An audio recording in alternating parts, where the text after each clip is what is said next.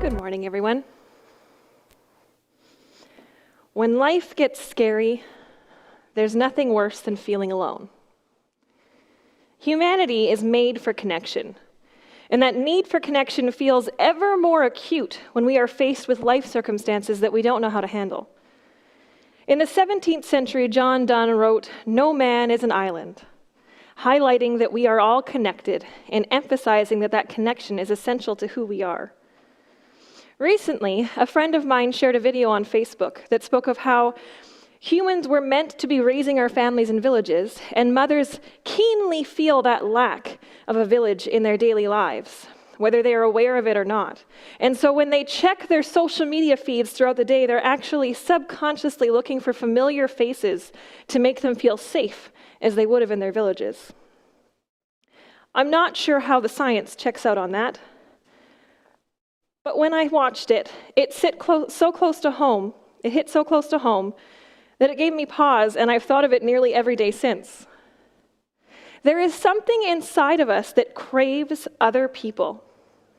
In young children, it may be for protection, but it's still there when we are adults. I'm certain that all of us, introvert or extrovert, can think of at least once that we experienced some sort of situation in our life where we either, one, had people support us in a way that we really needed and blew us away, or two, longed for someone to be there to support us and we felt hollow that we didn't have them, or three, we had people around us, but we didn't feel supported, and we were frustrated because of it. It's unfortunate the second situation and the third situation happen, but I believe that they are a symptom of our broken world.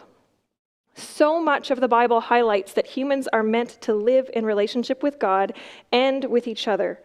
But the selfishness of sin has harmed those relationships, and they aren't always what they should be. This morning, we are continuing our Exploring the Psalms series, looking at some of the Psalms in the collection of 150 songs and poems that are meant to help God's people worship Him and learn wisdom for their life.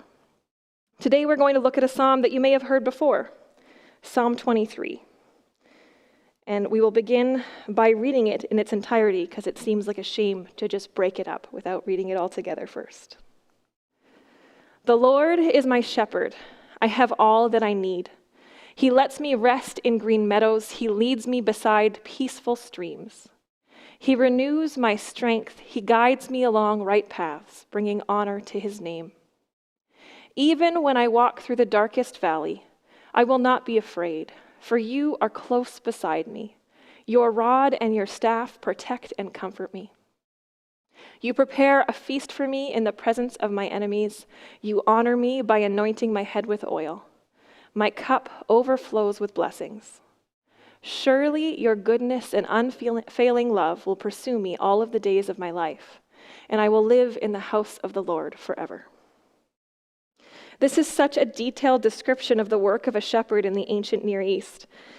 And it applies that work of the shepherd to the relationship between God and the author. Shepherding was an important part of the ancient Near East economy and the Hebrew history and culture. Both Abraham and Isaac were shepherds, and shepherding lent itself well to the desert climate and terrain. It wasn't like shepherding in Manitoba where you have the space and the pasture that you could just have your pasture fenced and allow your sheep to graze there. In the time that the psalm was written, the practice was for sheep to be kept in walled enclosures at night that had waist-high walls and were topped with thorny branches. There was one small door to the enclosure that would be guarded overnight to protect the sheep from predators or from escaping themselves. During the day, the shepherd would lead the flock to where they could drink and graze, guiding them and protecting them along the way. Much about the job made an excellent metaphor for God's relationship with His people. The word sheep is actually used 400 times in the Bible, and shepherd is used 100 times. Because of this familiar metaphor, it's not so surprising to have a psalm about the Lord being a shepherd. The surprising part is, in fact, that it uses the word my shepherd. The use of my turns the entire psalm into an intimate personal account of the role that God has played in the life of the author and in our lives. It reveals that God cares for us individually. I'm not sure if you noticed as we read through the psalm, but in its entirety, the psalm is about the action that God takes. In the psalm, the author does two things. He walks and he lives. The rest are things that God does. He allows or causes rest.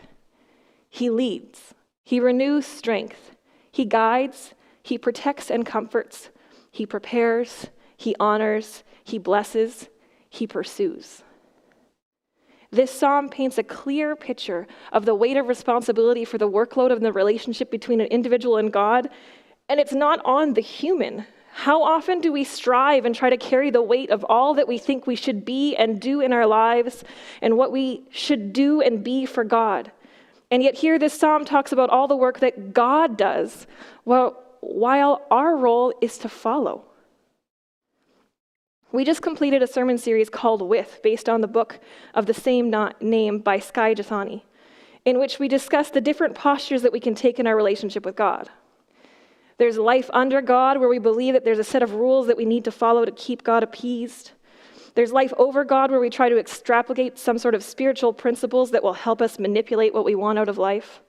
Or there's life for God, where we are constantly pursuing work for God, trying to achieve things for God to please Him and appease Him. The final posture, life with God, is actually beautifully illustrated by Psalm 23. The psalm goes through physical, emotional, and spiritual aspects of life with God as our shepherd. So that's where we begin. The Lord is my shepherd. I have all that I need. He lets me rest in green meadows. He leads me beside peaceful streams. Now, if you consult a different translation, you might see a slight change there. Instead of lets me, it might say makes me or causes me. The original word that was used does have more of a causing sense to it, but the main idea here is that the Lord, this personal shepherd, knows where and when this rest needs to occur, and then He facilitates it. He leads us, His sheep, to peaceful streams. Sometimes the idea of peace and rest seems antithetical to a lot of what I have felt in churches throughout my life. In fact, at one point I remember thinking that the time that Jesus told everyone who was weary and carrying heavy burdens to come to Him and He would give them rest sounded like the complete opposite of what I had felt in church. I had constantly felt this pressure to be right, to be perfect, to achieve for God, so that Christianity was actually exhausting. And yet here in Psalm 23, we have this portrait of a relationship with a caring God and a statement about Him causing rest. A picture of a relationship with God that's not marked by constant striving, but instead by peaceful being. The psalm moves from the rest into the shepherd, renewing the author's strength. He renews my strength. He guides me along right paths, bringing honor to His name. Now, here again, depending on which translation you read, you might see something a little different, like the paths of righteousness, which sounds very intimidating and, righteous.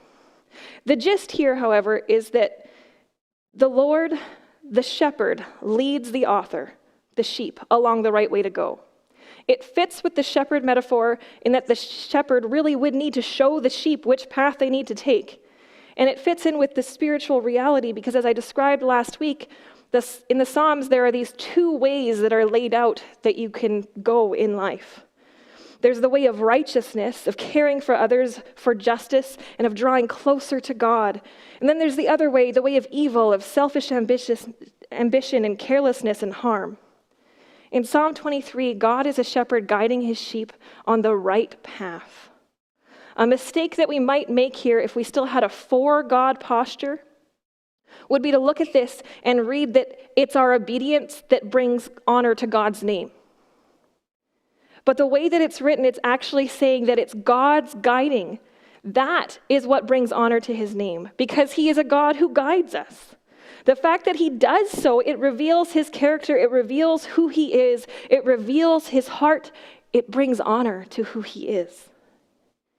Now, you may be thinking at this point, Vicky, you can't remove every bit of human responsibility from a relationship with God. What we do matters. And I want to be clear that I'm not denying that our actions matter. But this psalm offers a beautiful case study on how all of the striving that we may place in our relationship with God, it's misplaced. The clearest example I can think of is a relationship, any relationship, romantic or not, where you feel the pressure to be a certain kind of person in order to be accepted or liked by the other person. You may change your clothes, the way you do your hair, the way you talk, your interests, because you're trying to deserve or earn a relationship with them. The problem is, if you enter a relationship in that way, it's very, very difficult to ever reach a genuine relationship where you can be yourself without shame. But just because you shouldn't change yourself to get into a relationship, it doesn't mean that relationships don't change you. You may enter a relationship accepted and appreciated exactly who you are, but as the relationship grows, you may discover new interests, new ways to understand the world, or new styling tips from the other person in the relationship. Or they might guide you on a path in life that you couldn't possibly maneuver on your own. If we approach a relationship with God from the perspective of trying to strive to be acceptable, we will never find rest. But if we are able to approach him completely ourselves, but willing to trust in his ability to lead us, that's when we are able to have all that we spiritually need. And lead he does. You guys, I used to get so worked up about trying to discern what the right path was. Does God want me to go here or go here? What should I do? However, the more I live my life and the more I read the Bible, the more I realize that God is more than capable of leading me in the right direction, no matter what choice I make. There are times in my life, and numerous times in the Bible, where the impact of the direction a person chooses is not seen until years later. There is no way that they or I could have discerned how things would go and made the right decision on the information that we had at the time. God was leading despite my attempt to figure everything out, not because of it. Last week I mentioned Jacob, one of the fathers of Hebrews and the poster boy for being the opposite of what we would consider perfect and righteous. What's fascinating is that in his old age, as he was blessing his grandchildren, he spoke of God having been his shepherd all of his life. Even in his maze of a life, God was leading him through it. And at the end, he was able to consider the whole of his life and see how God had shepherded him. The Lord is my shepherd, and he guides me on the right path, even though I have no idea what it is sometimes. He is able to guide me, and the way he does so brings honor to his name. He is good. He is so good that no matter where we go, I am able to trust him. Just as a sheep would have to trust their shepherd, as he would take them down paths that were dark and that they didn't understand, they would be able to follow his voice and not fear the darkness. Sometimes we think that if a relationship with God is going to give us everything that we need, it's going to be perfect. Bright, cheery, always beautiful. Yet the reality is that we are not living in a world that is bright and cheery all the time. There is darkness. There are enemies that would like to stand between us and the rest that God has for us. But Psalm 23 says, "Even when I walk through the darkest valley, I will not be afraid, for you are close beside me. Your rod and your staff protect and comfort me." The world was not always safe for sheep or for their shepherds in the ancient Near East. There were predators and other hazards. The shepherd had a rod to fight the predators. It was basically a stick to fight off anything that would want to eat the sheep, and a staff to help guide the sheep away from any dangers or wrong turns that they might take along the path. And yet here the author is not afraid of what he will face or where he will go, because he knows that God is close to him. The author feels protected and comforted. There is an intimacy and a trust here that's difficult to understand. I have never been a sheep. I have never been a shepherd. But Jesus actually spoke of this relationship himself. The Apostle John recorded Jesus speaking about how he himself was the good shepherd. In John 10, these are Jesus' words. I am the good shepherd. I know my own sheep, and they know me, just as my Father knows me, and I know the Father. So I sacrifice my life for the sheep. Jesus spoke about how a hired hand or a bad shepherd acts differently than a good shepherd that knows and is known by his flock. A hired hand will run when there is danger, but a good shepherd is willing to fight and give up his life for the sheep if necessary. Even though Psalm 23 already paints an intimate relationship with this picture of God as a shepherd caring for one of his sheep, the way Jesus speaks of it, of knowing his sheep, and then he compares that knowledge, that relationship, with the relationship that he has with God the Father. And then the fact that he emphasizes that he would lay down his life for the sheep. It conveys a deeper reality of the kind of relationship that Psalm 23 is portraying. Jesus spoke of calling the sheep by name and the sheep following him because they recognize his voice. Now, the metaphor of being a sheep is not a popular one in our current society. Don't be a sheep, think for yourself. It's a much more popular refrain than, hey, be a sheep. So I understand that perhaps this metaphor of being a sheep is no longer a fond one for us. But the crux of this message, what we can be learning from this, is that our protector, our leader, our comforter, our guide, our God, Jesus Christ, he calls to us. And are we willing to follow him without needing to strive? To accept that he knows you and your circumstances? To trust him? Are you willing to follow him even when things seem dark?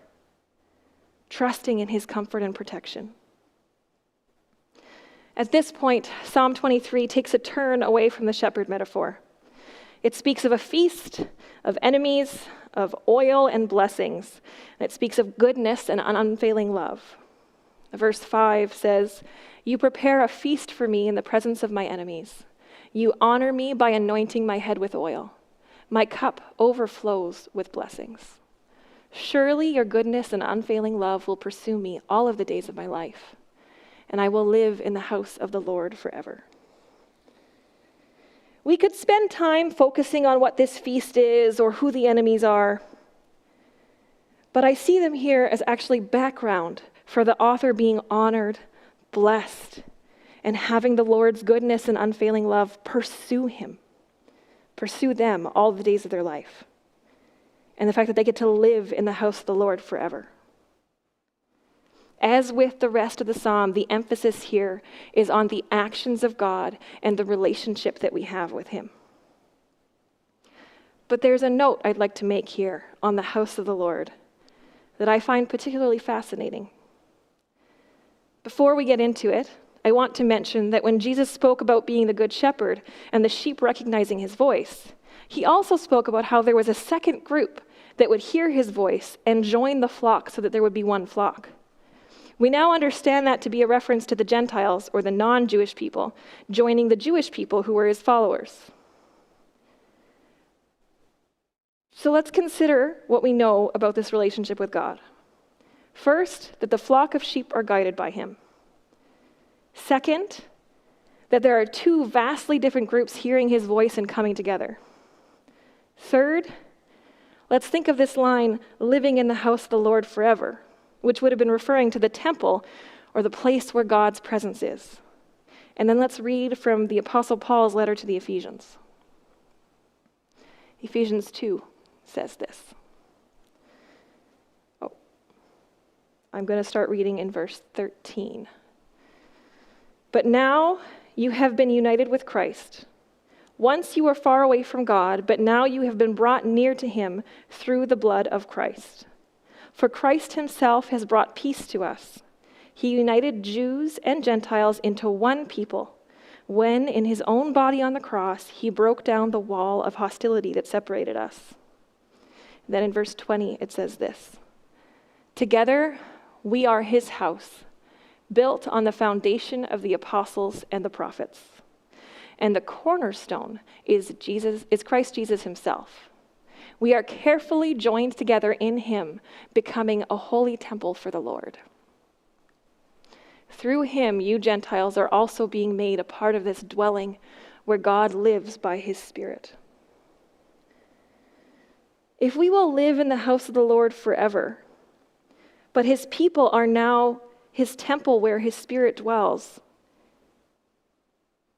then as we think about dwelling in his house forever, we need to be thinking about how we will be living in community forever. For the original audience, the fact that Psalm 23 used the word my would have been surprising. They were a culture that more often thought of themselves as a community, a unit in relationship to God. In our culture, there's my 13 to 14. In our culture, we easily consider our individual relationship with God, but we struggle with understanding ourselves as a community in our relationship to God. And we struggle with why it would even matter to think of ourselves that way. And so this psalm, it paints this beautiful picture of the individual relationship we have with God, which in some ways seems obvious to us in our world now. But as we consider what now makes up the house of the Lord where God's presence dwells, we realize that we will live forever in his presence in community as God is dwelling in his people. Intimate relationship with God is not something that is just ours. He is leading and guiding and protecting our brothers and sisters as well. And there is something important about our relationship with each other and how God dwells among us. There is a reason that Jesus replied with 2 commandments when he was asked what the most important commandment was. He said that it was to love the Lord our God with our hearts and souls and minds, but he also said that it was to love our neighbor as ourselves. More evidence of the multi-directional aspect of our faith. So yes, we are able to have this beautifully intimate relationship with God as our shepherd, but he is not solely my shepherd. He is not solely your shepherd. Maybe the reason that he is causing us to rest is not because we personally need rest, but maybe there is someone else that needs rest and we need to be in a season of rest together. Maybe you are doing okay with walking through the dark valley, but there is someone else that is afraid and struggling to hear his voice. And they need to know that you are there as well. We are made for God, but we are also made for each other. We are his, and by extension, we are each other's. We are not meant to be alone. No man is an island. We belong to each other because we belong to Christ, our good shepherd, who is calling us individually, but also as a flock. We are all his. As we trust him, we are also trusting him together. Next week, we're going to be meeting together in person and online. I encourage you to keep an eye on your email for details on how to register for the in-person service. I'm excited to see you next week. Blessings.